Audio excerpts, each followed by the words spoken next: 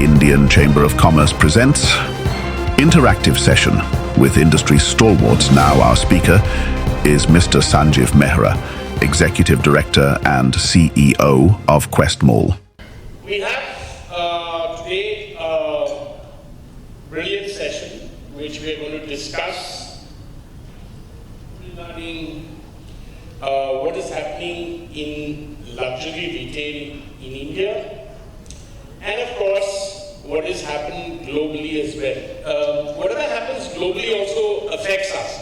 I think we should be very clear that we're not disconnected from the world just because we are in India. And further, if we are in Eastern India, I always say that we live probably in the most luxurious city in the world. Well, not the world, at least in India. And why I say that is because we have the luxury of time. We can get across from one part of the city to another. We can get up in the morning, go to the club, play golf, tennis, and still get to work by 10 o'clock. It's a luxury which probably other cities don't enjoy. So for me, if you can have a lifestyle which imbibes luxury, that is most important. And as far as luxury itself is concerned and a lifestyle is concerned, luxury has different facets. For some people, time is a luxury. For some people, a Louis Vuitton bag is luxury. For some people, having food from the farm to the table is luxury. However, I look at it a little different. Luxury is something you are either born in or you imbibe. Sadly, the 1.5 billion of us, I'm assuming the last figure I saw was 1.45 billion, but I'm just adding a few 100 million and making it 1.5 around. We do not have the DNA of luxury. However, 600 million of us now live in aspirational areas and lifestyles. We are going to be consuming luxury products, luxury lifestyles, to live in cars, in houses, redo them, to showcase that we have arrived. The Chinese started doing this about 10, 15, 20 years ago. They have taken it to a different level. Of course, they are suffering because the country is going through its own cyclical nature that any economy goes through. We at the present moment are on top of our game. We have this burgeoning middle class which wants to consume, and the figures show that.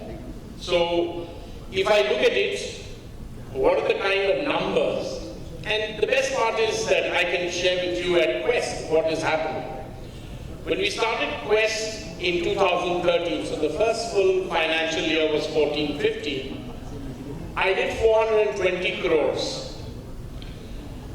In 22-23, we closed at 975 crores.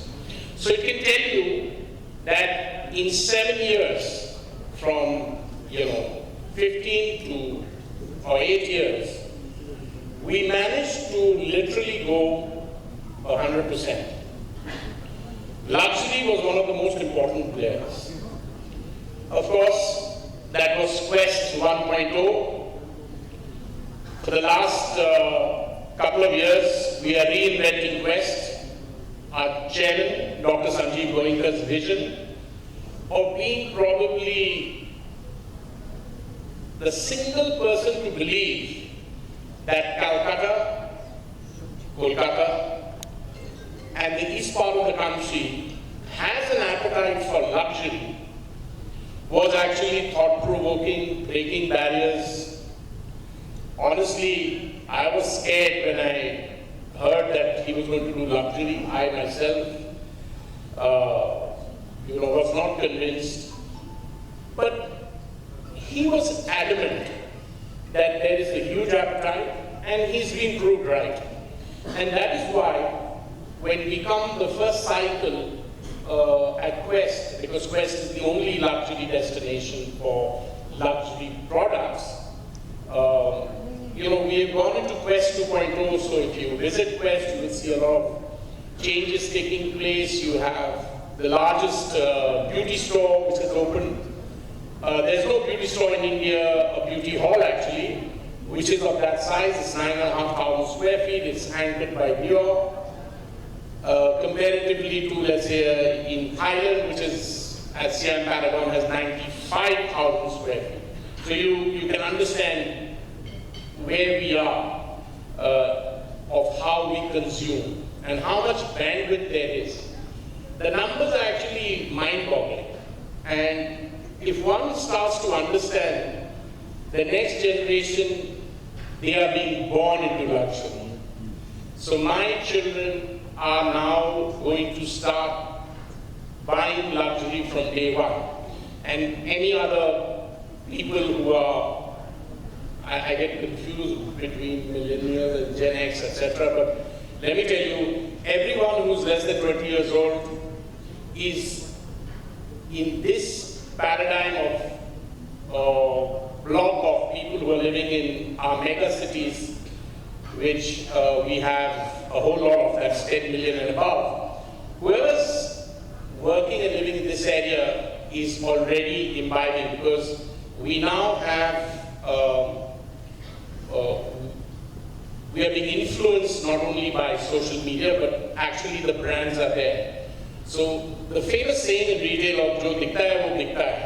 So eventually, when the brands are already on ground, the generation which gets born after that will start imbibing and accepting and understanding that they are part of it. Of course, luxury has different portions, so you'll have holidays, you'll have houses, etc. And we are seeing all of that. Most important thing is people want a good life. I think for the first 65, 60 years of our independence, we were taught to be frugal, or the DNA was frugal. My DNA is still frugal. I have to sell luxury. That's the tough part of being frugal and sell luxury.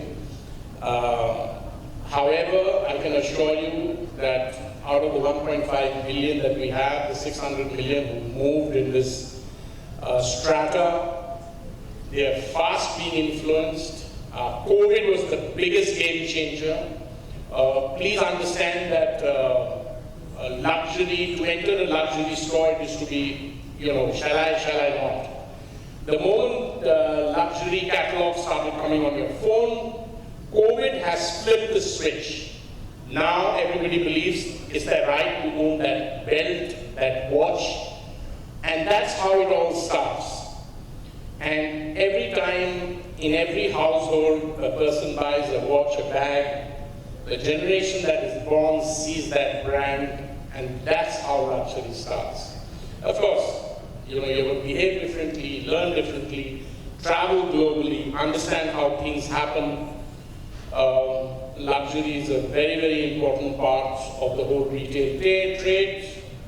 The brand Louis Vuitton stands in awe of what we discuss. I think the sad part is India doesn't have a luxury brand. And for 1.5 billion of us, well, actually, if I think about it, the Chinese don't have a luxury brand either. So that's put together 3 billion of us are being run by the Anglo-Saxon community, as we would put it, globally, who've got most of the luxury brands. So I think the challenges coming now is how do we push ourselves, I think Mr. Modi has done some great work. I used to always complain why the rupee was not accepted. Great part of rupee is now accepted. To me, if we respect our money, our currency, I think we are getting there. Another very important aspect is I truly believe we are a debt-free nation. Most of us live in houses with no EMIs. Every house in the Western world is running on an EMI. Before the guy dies, he sells it, pays for his old age home. I'm living in my great-grandfather's house, never paid an EMI, and I'm very thankful for that. So I have got immense amount of money to splurge, which I don't, so my wife and my daughters help me spend it. And that's how we are going to live. And the next 600 million of us and the next 100 million who come onto this platform every 3, 4, 5 years, we will see that we become one of the largest consumers. I would also request that all the brands who are not in India, don't discount it. It takes a long time. It's taken us 10 years. Quest 2.0 is going to be represented by the end of next year. There's huge changes happening, more brands coming. Social media is I would like to put it down, so social media is a double-edged sword. It drives you to do things, which is great, but it also can be a nuisance factor. Always we don't have to believe what we read, and especially if it's not verified. So I, for one, always go on to things like YouTube, because there's a face. If somebody's saying it, that means I can hold him accountable and responsible. The problem with things like WhatsApp is it's a great medium to spread rumor, discount, and discredit people. And this is where the challenges are going to lie for the growth of luxury as people start. So use the mediums responsibly. And I really believe that we are going to see luxury boom in the next 3-4 years further. The growth has been literally 100%. I just want to share some figures. The value of luxury beauty market 10 years ago was about 120 million. We are at 4,000 crores, which is nearly over 500 million. So we have now 20 brands. Before we had over 60. We expect this to reach over 100 brands in the coming time. Of course, the next younger generations are consuming far greater. It's via online is making huge penetration. So if you're not ready with quality retail stores, online is going to massacre you. They are in everyone's house, so these are all learnings for all of us. I really believe that travel and tourism is going to be a huge, huge opportunity. My discussions with some people in the tourism department has been that we are short of about 10,000 hotels of 150 keys. I got a shock. I nearly fell off my chair. I said, I don't know what this man is talking about. But as you know now, marriages, people have stopped having across outside the country. And I'm not going to go through the reasons why, but everybody knows that. So all the weddings are now taking place in India. And the average room night has gone so high, it will take EMIs for all of us to go for a wedding. However, the good part is that when you drive something like this up, it's a demand-led supply which is going to happen. So all the hotel companies are running around trying to open hotels, because usually globally if you travel, you should be able to get something at about 100 US. 100 US is an impossible task in India anymore for any luxury or rich luxury hotel. So I think these are the challenges we are going to face, how we are responsible about developing our nation. We are running about 30-40 years behind the rest of the world as far as infrastructure is concerned, but we are getting there. So I wish everybody the best, and we hope to have a great session with all our panelists. I hope I've left some food for thought for you all to invest into this market. Thank you.